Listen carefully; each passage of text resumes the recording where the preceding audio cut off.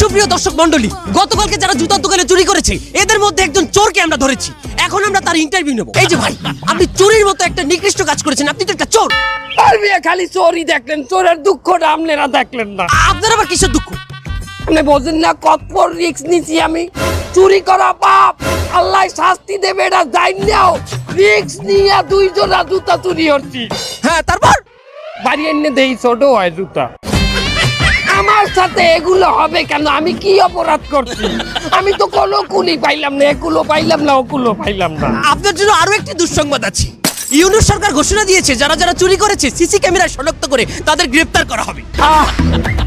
ইনুস সাহেবরে ভালো মনে হরতালাম। মাসুদ ভালো হয়ে গেলে তো আমার ইনুস সাহেব ভালো হইলে না। আমি একটা চোর, দুইজনা জুতা চুরি করছি, আমারে ধরবে সিসি ক্যামেরা দিয়া। হ্যাঁ, আমার পিছনে ইনুস সাহেবের এত সময় এ বলে ব্যস্ত হবে না।